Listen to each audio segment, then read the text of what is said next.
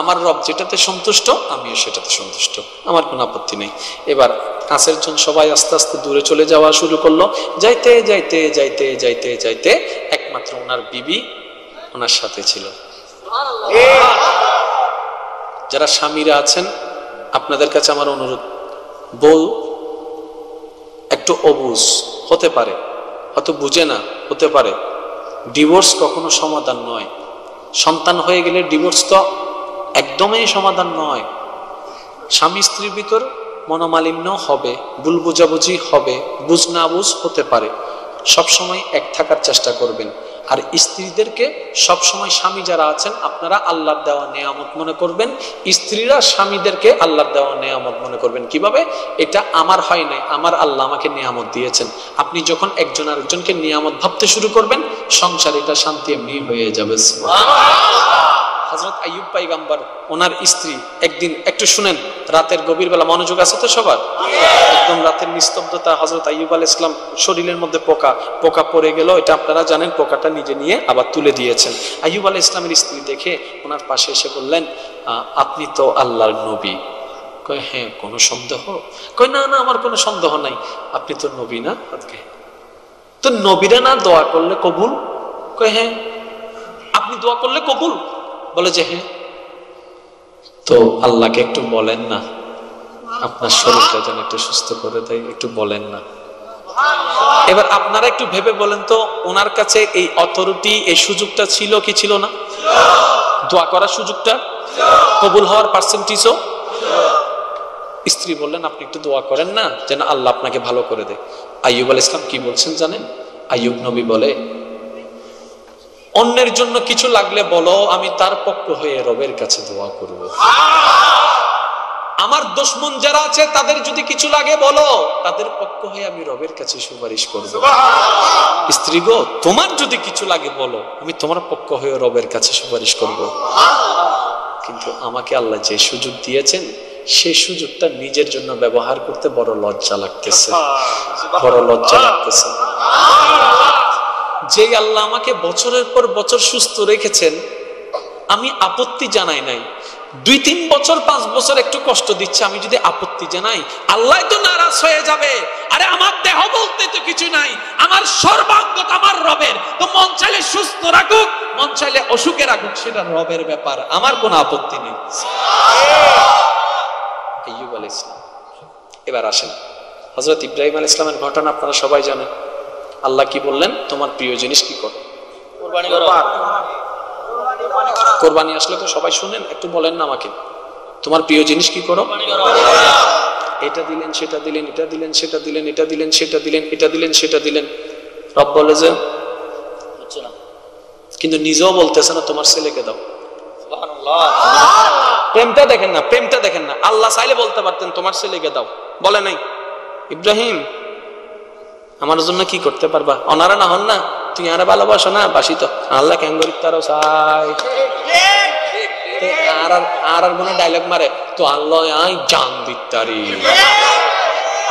হয় না? না হয়। আবজাতে সামনে দিয়ে ফুয়াইবে গার্লফ্রেন্ডের হতো, তুই যা। কারণ আবেগ এক জিনিস, বিবেক আর জিনিস।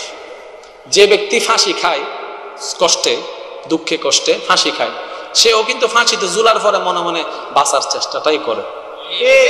কারণ তখন আর আবেগ কাজ করে না, বিবেক কাজ করা শুরু করে। সেজন্য আমার যুবক যুবতী ভাই বোনদের কাছে আমার একটা শ্রদ্ধার সাথে অনুরোধ, লাইফের যে কোনো বিষয়ে ডিসিশন নেওয়ার আগে আবেগকে নয়, বিবেককে প্রাধান্য দিবেন। নিজের ইচ্ছাকে নয়, রবের ইচ্ছাকে প্রাধান্য দিবেন। আপনি এদিকে রবের ইচ্ছাকে প্রাধান্য দিয়ে নিজের জীবন চালানো শুরু করবেন, এদিকে আপনার রব আপনার জীবনকে সুন্দর থেকে অতি সুন্দর বানানো শুরু করে দিয়েছে। বিশ্বাস আছে না নাই? আচ্ছা, আল্লাহ ইব্রাহিম নবীকে বললেন তোমার পছন্দের জিনিস দাও, তোমার পছন্দের জিনিস দাও। উনি এটা দেয়, সেটা দেয়, এটা দেয়, সেটা দেয়, এটা দেয়, সেটা দেয়। এবার ভাবতে লাগলেন আমার পছন্দ, আমার পছন্দ, আমার পছন্দ। ও, যেটা আমার সবচাইতে পছন্দ ওইটা বলতেছে আল্লাহ।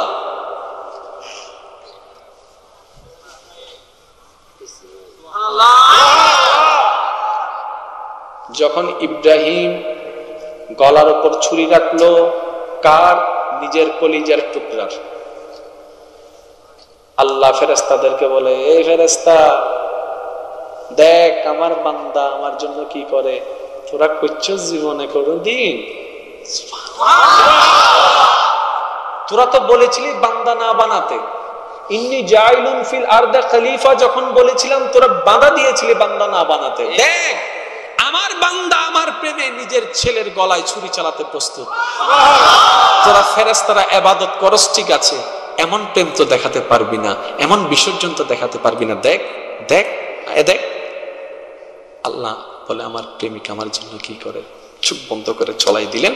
বাকি ঘটনা আপনারা জানেন। চোখ খোলার পরে দেখে ইব্রাহিম আলাইহিস সালামের সামনে ফুটফুটে সন্তান ইসমাইল অক্ষত অবস্থায়। রব্বে করিম ব্যাপারটা কি? বলে যে তুমি আমার জন্য নিজের ভালোবাসাকে উৎসর্গ করে দিতে যেহেতু রাজি হয়েছো, আমারও তো একটা কর্তব্য আছে তোমার ভালোবাসাটা তোমার কাছে পৌঁছাই দেওয়া। তুমি আমার নামে দিয়ে দিল, আমি তোমাকে তোমারটা ফেরত দিয়ে দিলাম, শেষ। এই টেকনিক গুলা জানি না বলে লাত্তি গুতা খাচ্ছি। আল্লাহ সবচেয়ে বেশি কোন দানটা পছন্দ জানেন? আপনার জীবনে যেটা সবচাইতে বেশি ইম্পর্টেন্ট সেটা যখন আপনি আল্লাহর নামে ছেড়ে দিবেন, যা আল্লাহ খুশি হয়ে যাবে। সুবহানাল্লাহ। এটা বুঝবেন কিভাবে ভাইয়ারা? ভাইয়া আচ্ছা, কোরবানি আল্লাহ যাকে যতটুকু তৌফিক দেন দেন তো কোরবানি না ইনশাআল্লাহ। আপনারা কি এখানে আছে কিনা জানি না, কিন্তু গ্রাম অঞ্চলে বেশি আছে, আবার অনেক ছেলে মেয়েরাও আছে কোরবানির 3 দিন আগে 4 দিন আগে গরু কিনে ফেলে, ছাগল কিনে ফেলে। কিরে কোরবানি তো 4 দিন পরে, এত তাড়াতাড়ি কিনলা কেন? বলে যে একটু যত্ন করব, একটু খাওয়াবো। এমনও পর্যন্ত ছেলে মেয়ে আছে ওই 3-4 দিন লালন পালন করে এতটুক মায়া হয়ে যায়, যখন গলার মধ্যে ছুরি দেয় তার মনটা কাঁদে। ওই কোরবানিটাই আল্লাহর কাছে বেশি পছন্দ। যারা কোরবানি দিয়েছেন দিবেন, আমার একটা আবদার থাকবে, পশু আগে কিনবেন। আর চলবে? কিনবেন, কিনার পরে নিজে যত্ন নেওয়া শুরু করবেন, স্ত্রী পুত্র যারা আছে তাদেরকে যত্ন নেওয়া শুরু করবেন। যখন আপনার সেই পশুর কোরবানিতে পরিবারের মানুষের চোখ থেকে পানি পড়বে, রবের দরবারে সেটা কবুল থেকে আরো বেশি কবুল হবে। কারণ কোরবানি মানে গোশত নয়। আল্লাহ বারবার কোরআনে সেটা বলেছেন, তোমাদের গোশত আমার কাছে পৌঁছায় না, রক্ত আমার কাছে পৌঁছায় না, তাকওয়াটাই আমার কাছে পৌঁছায়। মনে থাকবে তো ইনশাআল্লাহ? আরেকটু জোরে বলেন ইনশাআল্লাহ। ওদুনো তো গরুল্লাহ ডাইরেক্ট সেলফি মারা দেয়, আসে না নাই? সাল্লাল্লাহু সেলফি মারা দেয়, আসে না নাই? সেলফি উগর ওগি দিয়ে আজকাল, ঠিক না ভাই? ঠিক। ওদুনো দেখি বাথরুম বউ বই মারে, ওদের নতুন কমেন্ট বানাই দিই চ। আল্লাহ আর কেন বুঝবে তৌফিক দান করো।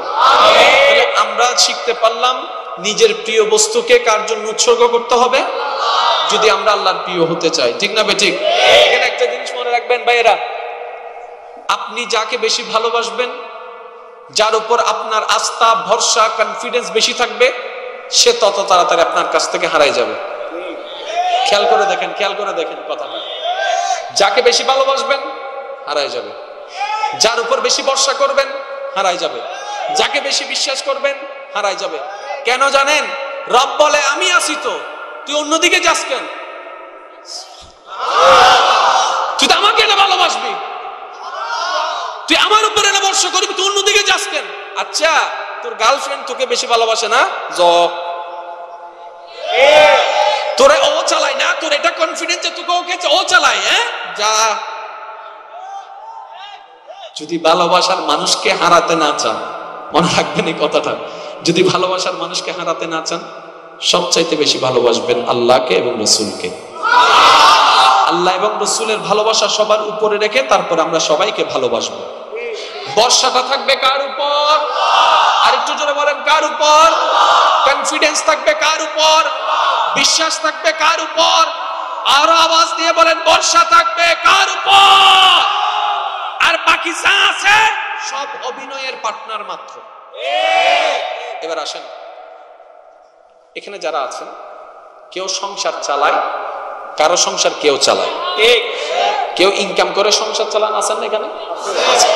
আচ্ছা সত্যি করে বলেন তো, সংসার কি আপনি চালাচ্ছেন? কে? তো কথাটা কি হওয়ার দরকার ছিল?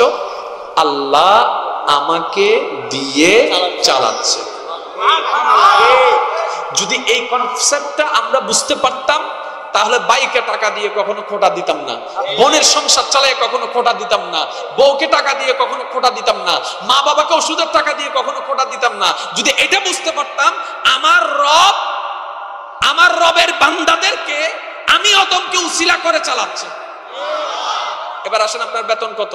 10,000, 20,000, 30,000। কিসের বিনিময়ে? আপনার দেহের শক্তির বিনিময়ে, আপনার সময়ের বিনিময়ে, আপনার জ্ঞানের বিনিময়ে। বাস। এবার বলেন, দেহটা দিয়েছেন কে? শক্তিটা দিয়েছেন কে? জ্ঞানটা দিয়েছেন কে? ভালো মন্দ বুঝার জ্ঞান দিয়েছেন কে? দেখার জন্য চোখ দিয়েছেন কে? ধরার জন্য হাত দিয়েছেন কে? তো সবকিছু আল্লাহর দেওয়া প্রোডাক্ট আপনি ব্যবহার করলেন, তো ওই প্রোডাক্ট ব্যবহার করে বেতন পাচ্ছেন। বেতনটা তো আল্লাহর পাওয়ারে না কথা, আপনি কেন নিচ্ছেন? আপনি কেন নিচ্ছেন? তার মানে রব ব্যবস্থা করে দিয়েছেন, রবের দয়া। রব নিচ্ছে না, রবের দয়াটা দিয়ে আল্লাহ আমাদেরকে দিয়ে দিচ্ছেন। মনে থাকবে জিনিসটা। আজকে থেকে যারা সংসার চালান কখনো কাউকে খোটা দিবেন না, মনে রাখবেন এই কথা। কাউকে খোটা দিবেন না, এই আমি চালাই, আমি করি, আমি চালাই, আমি করি, তোদেরকে আমি পড়ালেখা করাই, আমি সংসার চালাই, আমি খাওয়াই। আপনি শুধু সবসময় বলবেন, আমার রবের বড় দয়া যে রব তার বান্দাদেরকে চালানোর জন্য আমাকে একটু সুযোগ করে দিয়েছে। এটা আপনার লাভ আছে। কিভাবে লাভ আমি বলি। প্রত্যেকজন এখানে যারা আছেন সবার জন্য আলাদা আলাদা রিজিক আছে না? নাই? তাহলে আলাদা আলাদা রিজিক যেহেতু আছে, আলাদা আলাদা খাবারও আছে।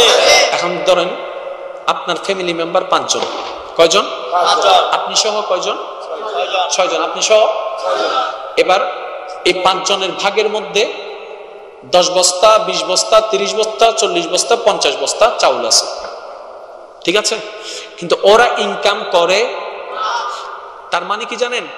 ওই একজন আপনাকে দিয়েই আল্লাহ ওই 50-60 বস্তা চাউল ব্যবস্থা করাই দিবেন।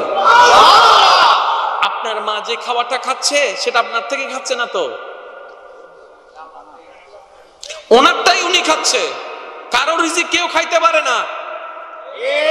এই কনসেপ্টটা বুঝেন। কারো রিজিক কেউ খাইতে, আপনার স্ত্রী রিজিকটাই খাচ্ছে, আপনার বাবার রিজিকটাই খাচ্ছে।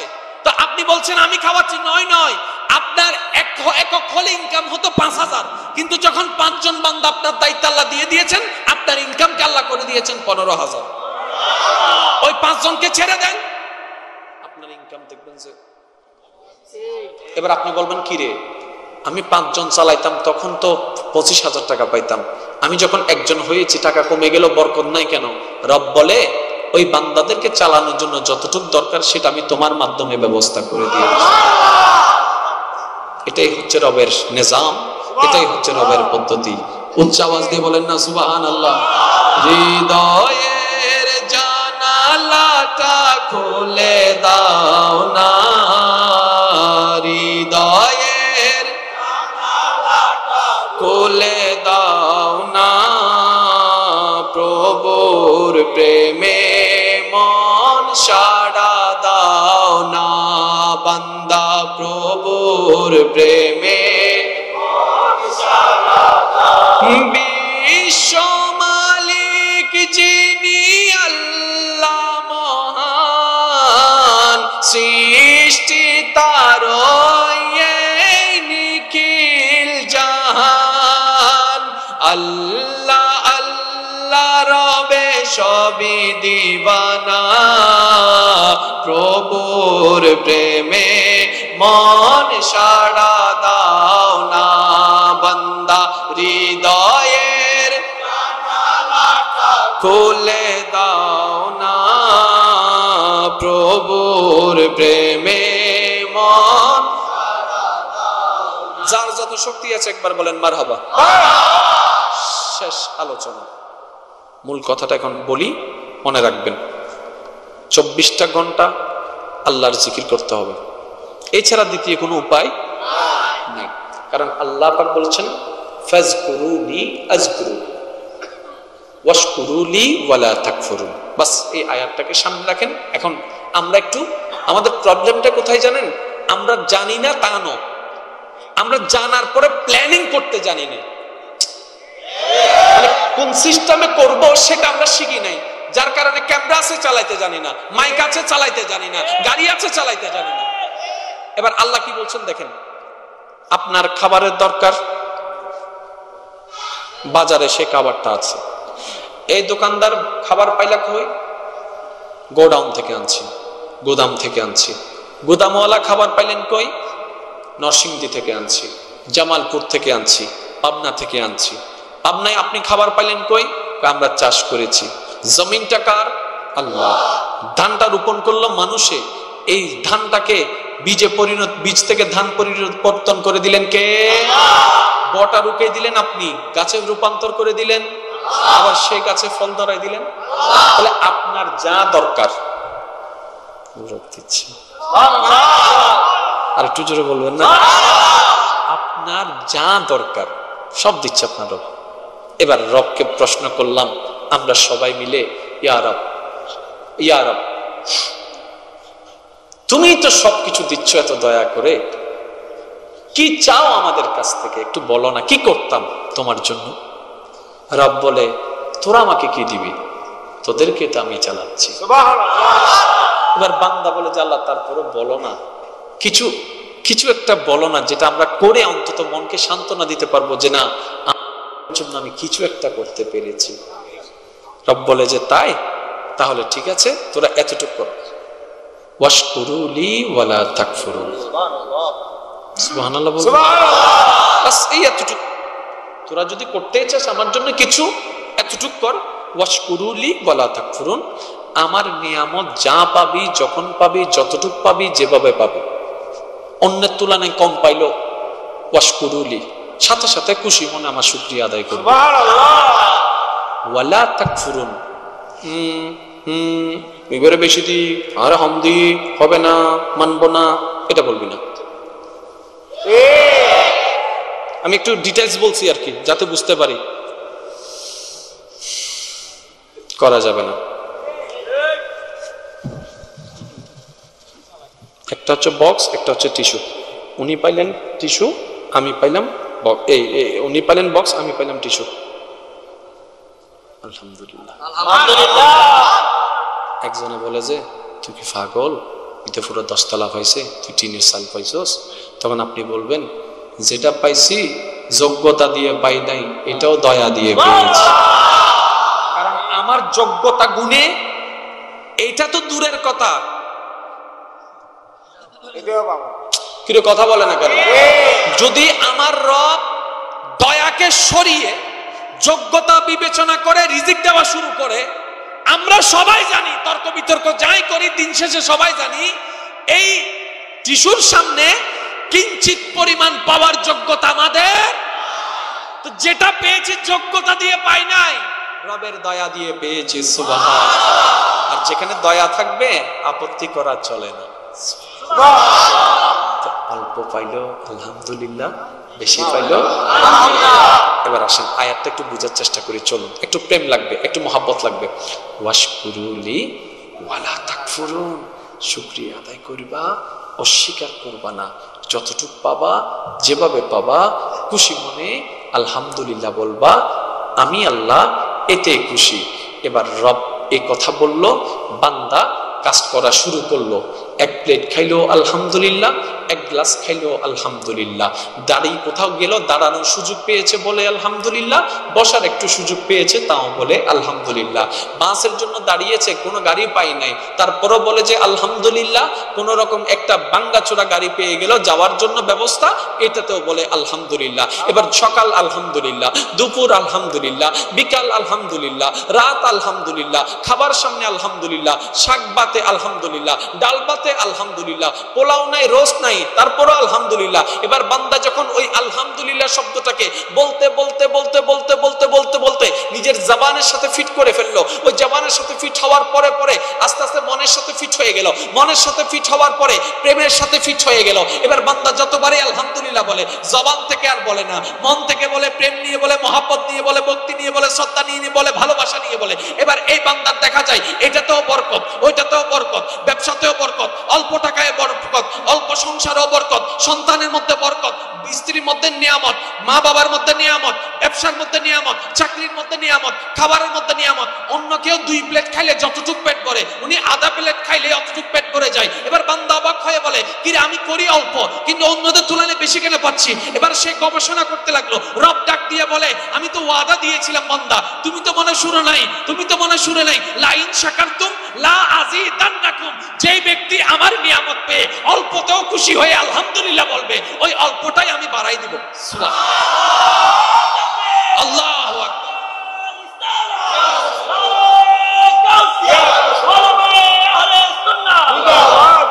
উচ্চ আওয়াজ একবার বলেন সুবহানাল্লাহ। আমাদের শুধু একটাই দায়িত্ব, ফাইলো আলহামদুলিল্লাহ, চিল্লায় বলতে হবে পাইলো আলহামদুলিল্লাহ। কারণ আপত্তি করার কোনো অধিকার, আপত্তি করার কোনো ওয়ে। এখানে একটা কথা জেনে রাখবেন প্রিয় ভাইয়েরা, বিশেষ করে যুবক সমাজ, আলোচনা শেষ। যুবক সমাজ অনেকে বলে, যেটা আমার নয়, যেটা আমি পাবোই না, আল্লাহ তাহলে সেটা আমাকে দিলেন কেন? যেটা আমি পাবো না, যাকে আমি পাবো না, তার সাথে আল্লাহ আমার পরিচয় করাই দিলেন কেন? আমি শ্রদ্ধার সাথে বলবো, আল্লাহ করাই দেন না, একটু ভেবে দেখেন, আপনি নিজে থেকে গিয়েছেন। কারণ আপনার জন্য স্বামী আল্লাহ বরাদ্দ করে রেখেছেন, আপনার জন্য স্ত্রী আল্লাহ বরাদ্দ করে রেখেছেন। আর ওই স্বামী স্ত্রী হওয়ার জন্য একটা সালও নির্ধারণ আছে, একটা তারিখও নির্ধারণ আছে।